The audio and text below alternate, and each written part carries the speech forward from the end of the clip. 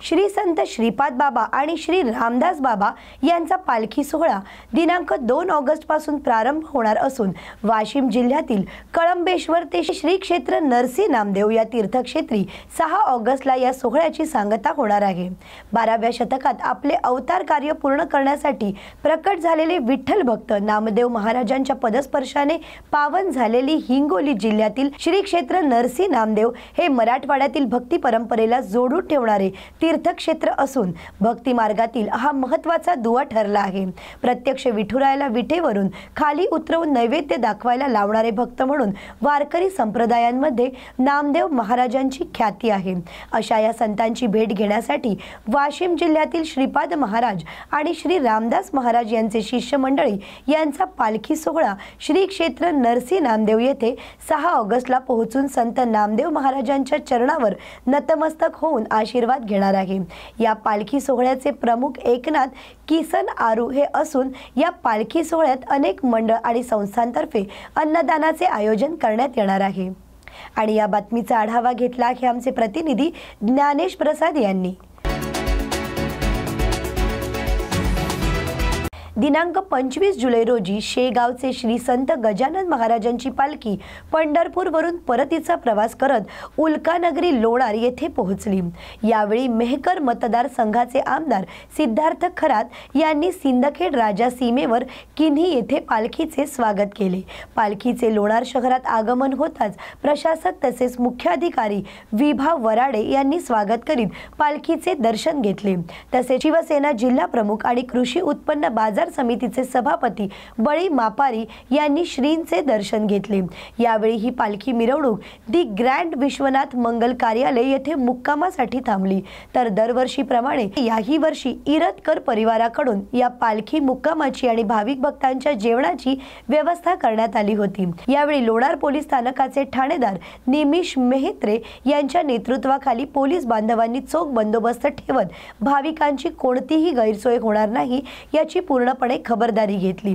आणि या बातमीचा आढावा घेतला आहे आमचे प्रतिनिधी रघुनाथ आघाव यांनी। संत गजानन महाराज पालखीचं या ठिकाणी लोणार नगरीमध्ये आगमन होतंय आणि या ठिकाणी नगर परिषदेच्या वतीनं या ठिकाणी शिव मॅडम पालखीच्या स्वागतासाठी सज्ज आहेत। जाणून घेऊया आपण त्यांच्याकडून या पालखीबद्दल आणि अनुभव त्याच्याबद्दल अनुभव। मॅडम आम्हाला एक सांगा की आपण ही जे स्वागत करतोय आणि पालखी सोहळ्याचं यावर्षी किती वर्ष आहे? जवळपास 35 वर्ष। 35 वर्षापासून। आणि याबद्दल आपला अनुभव शेअर कराल? याबद्दल मला मागच्या वर्षी पण पालखीचं म्हणजे पूजा करण्याचा मान मिळाला आणि यावर्षी पण याबद्दल मी स्वतःला खूप भाग्यवान समजते आणि दरवर्षी असंच चालत राहो आणि खूप म्हणजे देवा गजानन महाराजचे या शहराला आशीर्वाद लाभो। आपण भाविकांसाठी काय मागणी मागाल माऊलीकडे? माऊलींनी सगळ्यांना सुखी ठेवो आणि सगळ्या भाविकांना सुखरूप ठेवो, सगळ्यांवर आशीर्वाद लाभो। या होत्या शिव मॅडम आणि त्यांनी भाविकांसाठी सुख समृद्धी लाभो याचं मागणं माऊलीच्या चरणी केलंय। एक मिनिट। आपल्या सोबत काही भाविक आहेत, त्यांच्याकडून आपण जाणून घेऊया। भाविक आहेत त्यात आपले वारकरी महामंडळ तालुका लोणार अध्यक्ष रामकृष्ण हरिगुरुजी, आमचा मुलगा 5 वर्ष झाले जे शाळेची 10 मुले जातात आणि मी सुद्धा पंडितराव माऊली करून वारकरी आहे। आम्ही लोणारला दरवर्षी बाबा स्नानाच्या निमित्ताने आपल्या लोणारून गजानन महाराज परतीच्या वारीला आणि आपल्या लोणारला येतात, लोणारून नेटल जातात। तिथे तीर्थकरणकडे त्यांकडे या ठिकाणी कीर्तन होतं, त्याचं भजनाचं आहे। आणि शेगाव संस्थांचं असं आहे शिस्त आणि स्वच्छता आणि वेळेचं महत्त्व त्यांना आहे, कारण मी शेगाव संस्थानलाही कीर्तन करतो आणि लोणारलाही त्यांच्या इथे दारू कीर्तन केले। या सोहळ्यामुळे आज 50 खेड्याची मंडळी गजानन महाराज दर्शनाला आली। आपण शेगावला जातो म्हणजे पंढरपूर झालं, आज गजानन महाराज पंढरपूरून आले म्हणजे आणि आपल्या लोणार तीर्थक्षेत्रात आले, आपल्याला पावन केलं गजानन महाराजांनी। आपण आमची मुलाखत घेतल्याबद्दल धन्यवाद। जय गजानन, जय गजानन। नगरी लोणारमध्ये संत गजानन महाराज पालखीचं आगमन होतंय आणि या ठिकाणी आपण बघतोय पोलीस बांधवांनी अतिशय चोखपणे बंदोबस्त ठेवलेला आहे आणि भाविकांची कोणतीही गैरसोय होणार नाही याची पूर्णपणे काळजी घेत आहेत। आणि आपण पाहतोय स्वतः जातीनं लोणार पोलीस स्टेशनचे ठाणेदार मेहत्रे साहेब हे सुद्धा या ठिकाणी आहेत। आपण जाणून घेऊया त्यांचा या पालखी सोहळ्याबाबतचा अनुभव। सर आम्हाला सांगा, आपण या पालखी सोहळ्यामध्ये आपल्या लोणार पोलीस स्टेशनच्या हद्दीमध्ये आल्यापासून पालखी सोहळ्यासोबत आहेत, तर आपला अनुभव काय? अनुभव अतिशय आल्हाददायक आहे. सर्व भाविकांचं सर्वप्रथम लोणार नगरी पोलीस स्टेशन लोणारमध्ये स्वागत आहे. अतिशय मंगलमय आणि चांगल्या वातावरणात असा बंदोबस्त पार पडत आहे. सदर बंदोबस्ताकरता योग्य ते अधिकारी आणि अंमलदार लावण्यात आलेले आहेत आणि दरवर्षीप्रमाणे यावर्षी देखील अतिशय आनंददायी वातावरणात लोणार शहरात तसेच परिसरात सर्व भक्तजन आनंद घेतील, या पालखीचा दर्शन घेतील आणि योग्य प्रकारे हा बंदोबस्त देखील लावण्यात आलेला असल्यामुळे सर्व प्रकारची शांतता असून सर्व नागरिकांना आवाहन करण्यात येते की कोणत्याही प्रकारचं काही जरी अडचण आल्यास तात्काळ पोलीस स्टेशन लोणार येथे त्याचप्रमाणे डायल 112ला कळवावे.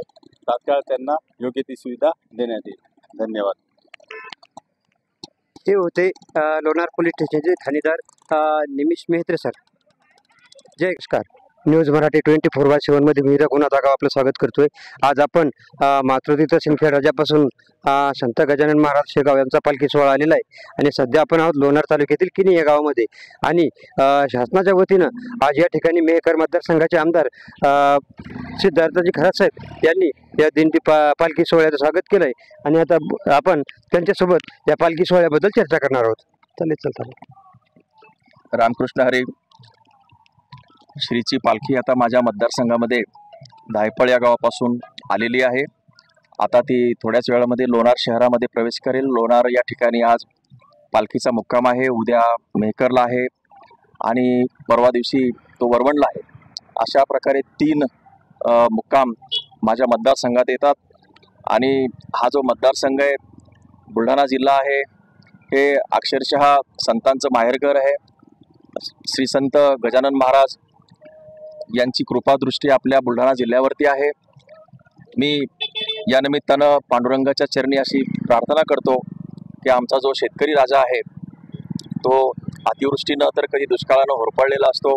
त्याच्या शेतमालाला भाव मिळत नाही आणि त्याचं जे काही ते दारिद्र्य आहे आणि त्याची जी परिस्थिती आहे ते सुधारण्यासाठी आम्हाला शक्ती दे आणि हा जो बळीराजा आहे तो अतिशय चांगल्या पद्धतीनं या ठिकाणी सुखदेव या ठिकाणी राहील, अशा प्रकारची प्रार्थना मी या निमित्तानं करतोय. हे होते सिद्धार्थजी खरात साहेब आणि यांनी माऊलीच्या चरणी शेतकऱ्याला सुखी ठेवण्याचं आवाहन केलंय.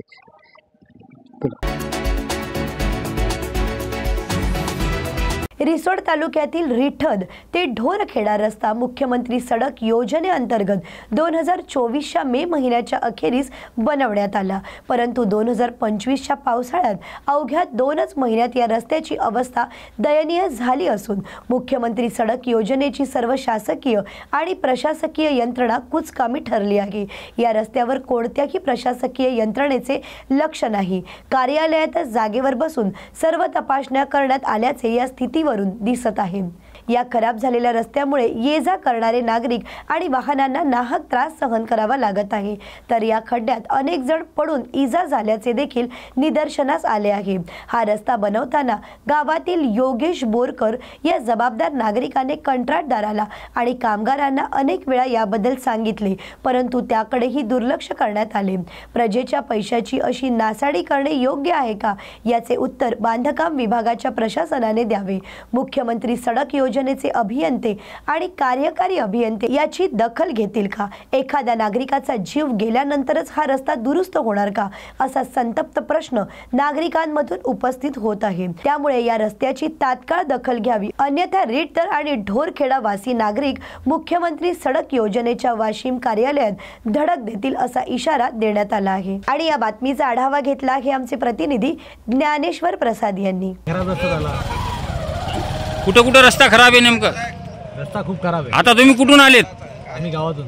तुम्ही गावातून आला तर रिठद मधूनच गावातून आले. या ठिकाणी बऱ्याच ठिकाणी रस्ता बरेच खराब आहे. खराब झाला. कधी बांधला होता रस्ता? आता झाला मागच्या वर्षी. बर ह्या म्हणजे या 1 वर्षाच्या आतला हा रस्ता बांधकाम झालेला आहे, परंतु ही अशी अवस्था आज रोजी या रस्त्याची झालेली आहे असं आपलं म्हणणं आहे. खूप त्याने येणार जाताना लोकांना त्रास होतो, परंतु काही लोक या ठिकाणी मुद्दाम बोलताना तर टाळतात तर काही सांगतात. या ठिकाणी मित्रा काय म्हणणं आहे? हे जे रस्ता आता या ठिकाणी आपण आलात तर रस्ता कुठं खराब आहे, कसा खराब आहे? रस्ता खूप ठिकाणी खराब आहे. खूप ठिकाणी खराब आहे. आता या पावसाळ्यात मागच्या वर्षी रस्त्यात काम झालंय मे जून मध्ये. बर साईड पट्टे अजून भरले नाहीत, म्हणजे आता भरले, बस नावालाच भरले त्यांनी. असं का? हो. म्हणजे 1 वर्षाच्या आतले रस्ता झालेला आहे, परंतु या ठिकाणी मोठ्या प्रमाणात रस्ता बऱ्याच ठिकाणी असा खराब आहे, असं पाणी साचतं आणि रस्त्याने येता जाता त्रास नाही. नक्कीच आपल्या या प्रतिक्रिया आम्ही शासनापर्यंत पोहोचू, तरी सार्वजनिक बांधकाम विभागाने याकडे लक्ष देणे गरजेचं आहे. हा 1 वर्षाच्या आतला मुख्यमंत्री ग्राम सडक योजनेतून झालेला रस्ता आहे. काय वाटतं तुम्हाला, किती कसा म्हणजे चांगला टिकला का? नाही टिकला नाही, खराब झाला.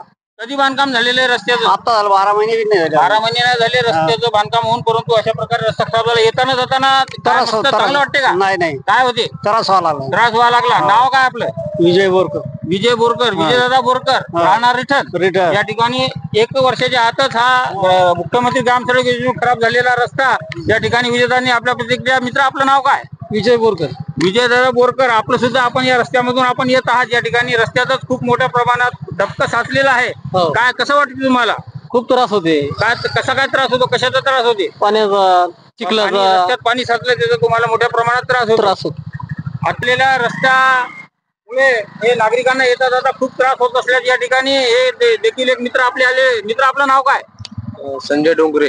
संजय दादा डोंगरे. या ठिकाणी आपण आता गावातून आलात. गावातून येताना हा रस्ता आपल्याला या ठिकाणी रस्त्यात खूप मोठ्या प्रमाणात डबकं साचलेलं दिसलं. कसं वाटते? काय नेमकं प्रतिक्रिया काय तुम्हाला या रस्त्याबद्दल? या रस्त्याची प्रतिक्रिया फक्त चांगला होईल, आम्हाला लवकरात लवकर रस्ता चांगला व्हावा. अवघ्या 1 वर्षामध्ये बांधकाम झालेला हा रस्ता मुख्यमंत्री ग्राम सडक योजनेतून 1 वर्षाच्या आत खराब झाला आणि तो लवकरात लवकर चांगला करून द्यावा, असं आपलं या ठिकाणी या नागरिकाचं म्हणणे आलंय. हे रिटकचे रहिवासी आहेत. धन्यवाद दादा. न्यूज मराठीसाठी ज्ञानेश प्रसाद, वाशिम. छत्रपती संभाजीनगरमधील गारखेडा येथील कारगिल उद्यानात आज 26 जुलै रोजी कारगिल विजय दिवस अत्यंत देशभक्तीपूर्ण वातावरणात आणि उत्साहात साजरा करण्यात आला. तर 1999 साली कारगिल युद्धात बलिदान दिलेल्या शूरवीर भारतीय जवानांना यावेळी फुलापुष्पांद्वारे श्रद्धांजली अर्पण करण्यात आली. आणि या बातमीचा आढावा घेतला हे आमचे प्रतिनिधी प्रवीण खरात यांनी. यवतमाळ जिल्ह्यात दमदार पाऊस होत असल्याने बळीराजा सुखावला आहे. तसेच उमरखेड तालुक्यातील बंदी भाग म्हणून ओळखल्या जाणाऱ्या जेवली ते मुरली या रस्त्यावर मुसळधार पावसामुळे नाल्याला पूर आला असून वाहतुकीला अडथळा निर्माण होत आहे. आणि या बातमीचा आढावा घेतला आहे आमचे प्रतिनिधी संतोष आडे यांनी. उमरखेड तालुक्यातील सर्वात मोठी ग्रामपंचायत असलेल्या मुळावा या गावातील रस्त्यांची अत्यंत दयनीय अवस्था झाली आहे. या ठिकाणी थोडा जरी पाऊस पडला तरी नागरिकांना, विद्यार्थ्यांना या विभागातून ये जा करणे कठीण जात आहे. मुळावा ही बाजारपेठ 20 ते 25 खेड्यांची सर्वात मोठी बाजारपेठ असून या गावांमध्ये रेणुका देवीचे ऐतिहासिक असे मंदिर देखील आहे.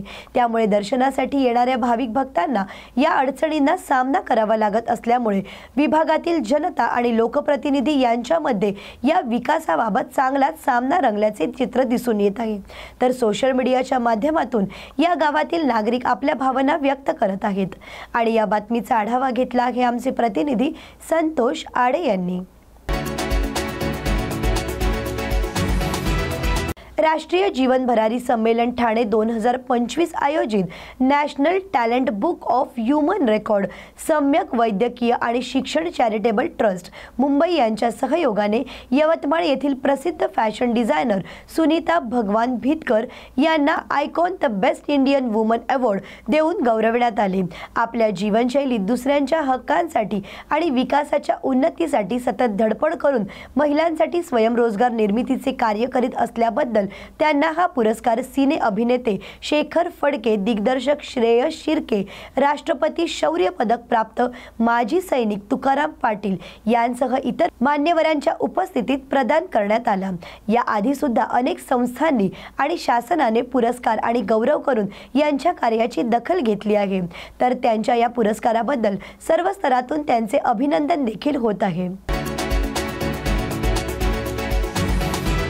राज्यातील कायदा सुव्यवस्थेवरून, मंत्र्यांवरील घोटाळ्यांवरून आणि सत्ताधाऱ्यांच्या कारभारावर काँग्रेस नेते बाळासाहेब थोरात यांनी जोरदार टीका केली आहे. महाराष्ट्र अधोगतीकडे चाललाय असं म्हणत त्यांनी मुख्यमंत्री आणि दोन्ही उपमुख्यमंत्र्यांवर जबाबदारीचे बोट ठेवली आहेत. तर इतर मुद्द्यांवरून त्यांनी चर्चा केली. पाहूयात ते या चर्चेत काय म्हणाले आहेत. आणि या बातमीचा आढावा घेतला आहे आमच्या प्रतिनिधी मृणालिनी दहीकर यांनी. राहिला अनेक मंत्रिपदं भूषवली. सध्याचे जे मंत्रिमंडळ आहे त्यातल्या मंत्र्यांची वक्तव्य पाहिलं काय मंत्र्यांनी कसं वागावं असं वाटतं? नाही, एकंदर संपूर्ण महाराष्ट्राचीच एक अधोगती झालेली आहे असं दिसते. अधोगतीकडे आपण खूप चाललेलो आहे, वेगानं चाललेलो असं चित्र आहे. कोण काय करतंय, कशा पद्धतीनं वागतंय, कसं बोलतंय याचा काही धरबंध राहिलेला नाही. मोठ्या माणसाची इज्जत घेणं याच्यात मोठेपणा झालेला आहे आणि चांगल्या चांगल्या व्यक्तिमत्वाच्या, वडीलधाऱ्या व्यक्तिमत्वाच्या सहजपणे कुणीतरी टार्गेट असलेल्या अशा पद्धतीचं व्यक्तिमत्व त्यांची इज्जत घेत असताना दिसते. आता याच्यात काय आमदार काय, आता आमदाराचे भाऊ बी आता गोळीबार करायला लागलेत. आमदारांनी तर केलाच होता पोलीस स्टेशनला, आता आमदाराच्या भावानं गोळीबार केलाय. बीडमध्ये झालं ते आपण पाहिलंय. प्रवीणदादा गायकवाडांवर झालेला हल्ला आपण पाहिलाय.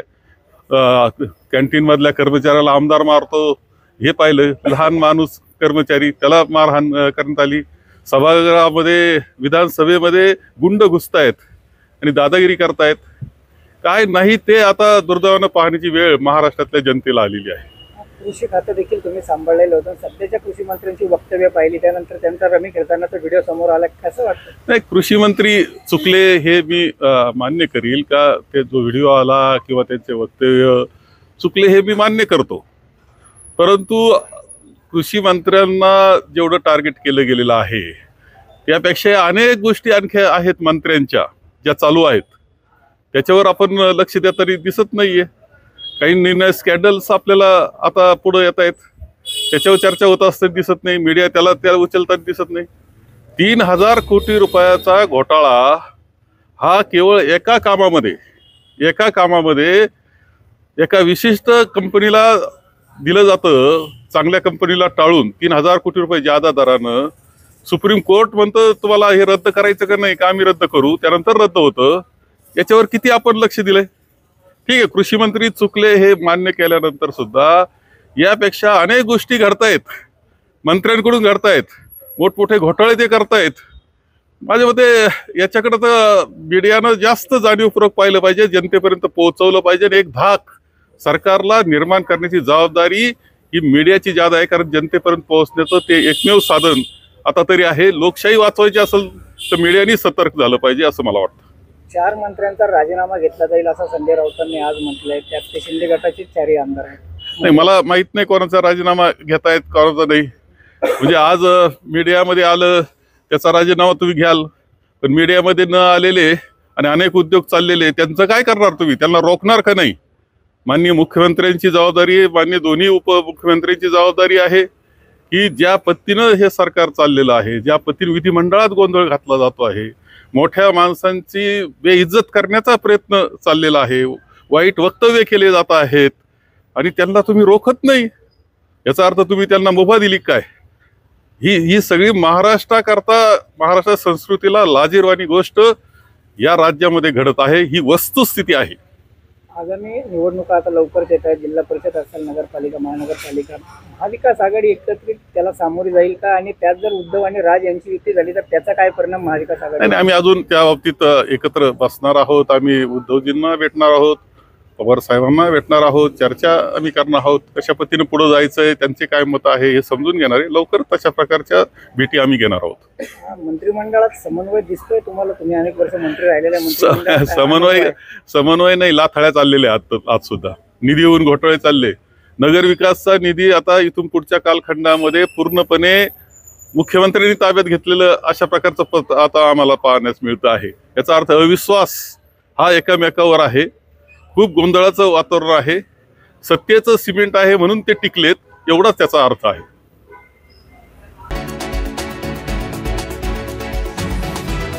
नागपूरमधील टिळक पत्रकार भवन पंचशील चौक येथे श्री जागृतेश्वर महादेव महापालखी सोहळ्याविषयी पत्रकार परिषद घेण्यात आली।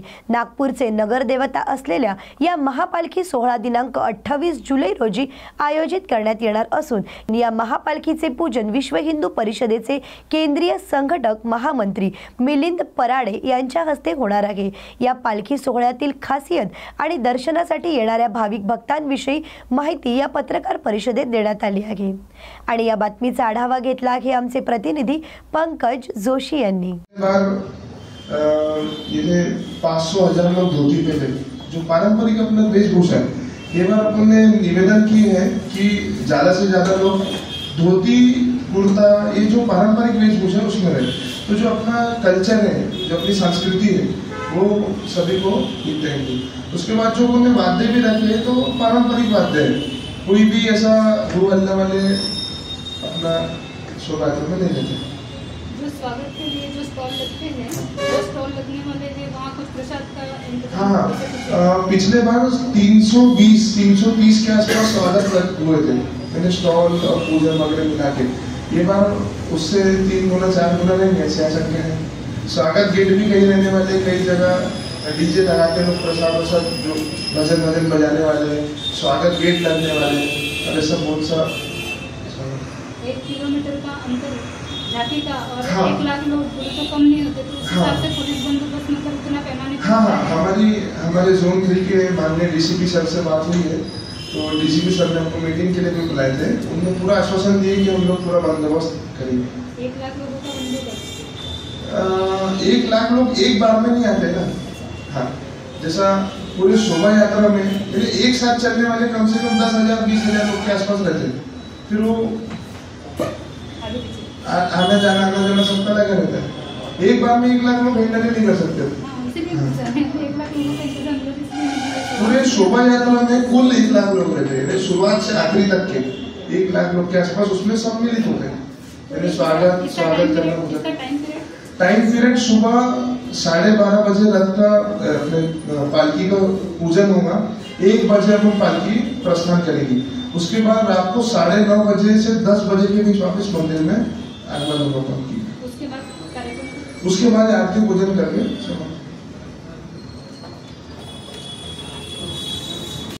जैसा कि लखन जी ने बताया, गत 4 वर्षों से यह नगर भ्रमण यात्रा निकलती है।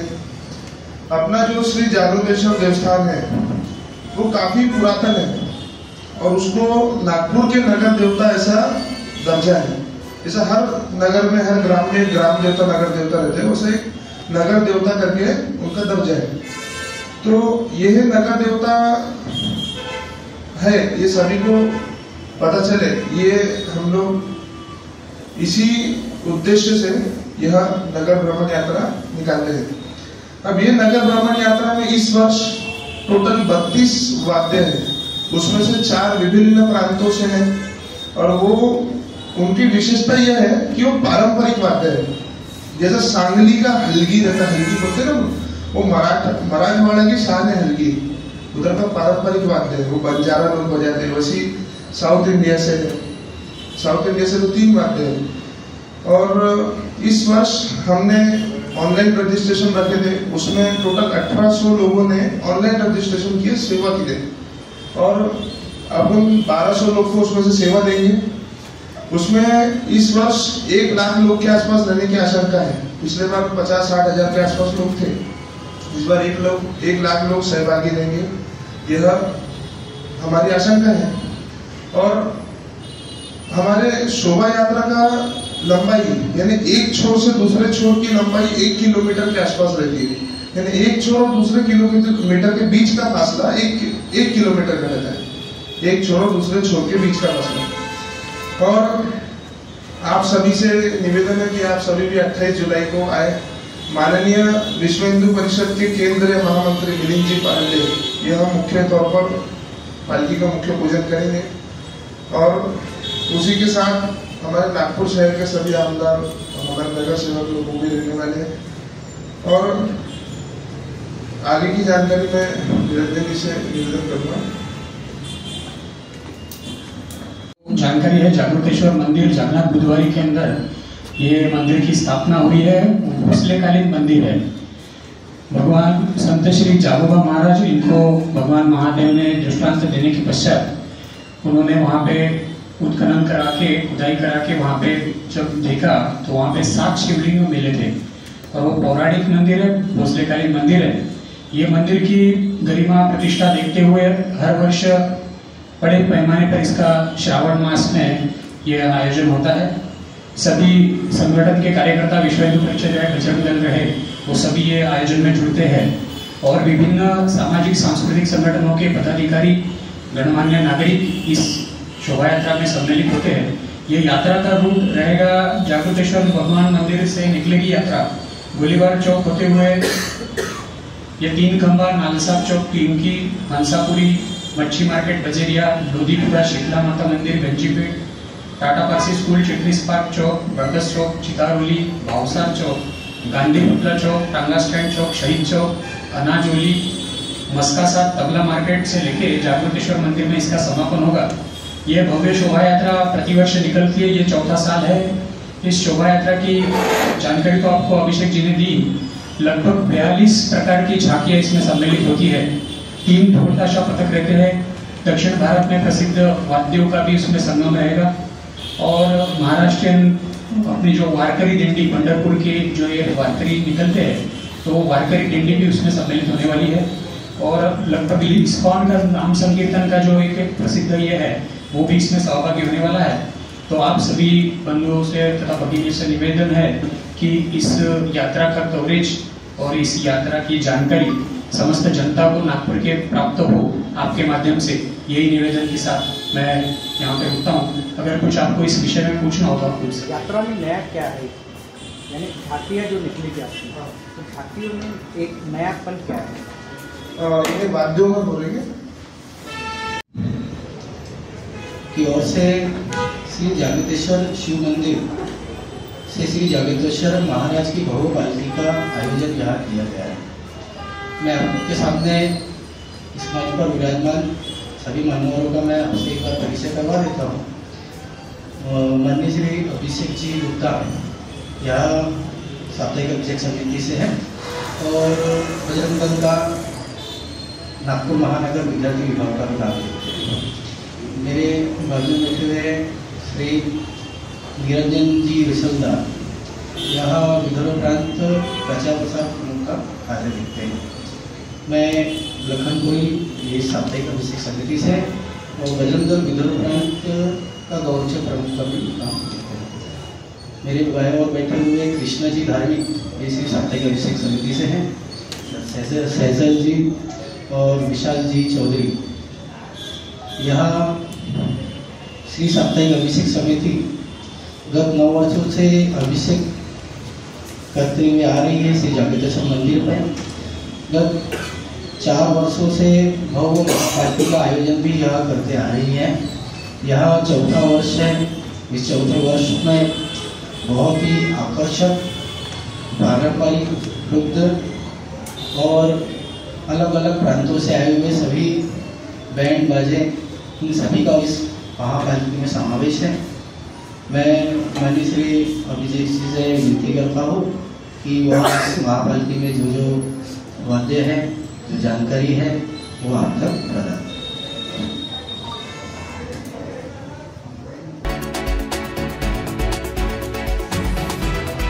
मागील 5 ते 6 दिवसांपासून यवतमाळ जिल्ह्यात पावसाची संततधार सुरूच आहे आणि नेमक्या याच वेळी उमरखेड ते पुसद रस्त्यावरील भर पावसात सार्वजनिक बांधकाम विभागाला उशिरा सुचलेला रस्त्याची डागडुजी आणि खड्डे बुजवण्याच्या शहाणपणात दिसून आला आहे। डांबरीकरणाच्या नावाखाली काहीतरी तात्पुरते काम करून जनतेला मूर्ख बनवण्याचे आणि शासनाला अंधारात ठेवून विकास काम करण्याच्या नावाखाली खोट्या कामांची बिले काढून घ्यायची असे अधिकारी आणि ठेकेदारांचे संगनमत असल्याची चर्चा विभागातल्या जनतेकडून ऐकायला मिळत आहे। त्यामुळे संबंधित ठेकेदारांवर कडक कारवाई करून त्यांचे लायसन रद्द करण्यात यावे अशी मागणी सुद्धा नागरिकांकडून होत आहे। आणि या बातमीचा आढावा घेतला आहे आमचे प्रतिनिधी परिमल चिंचोलकर यांनी। अशाच नवनवीन आणि ताज्या बातम्यांसाठी पाहत रहा न्यूज मराठी 24/7 नवा भारत नवा विचार।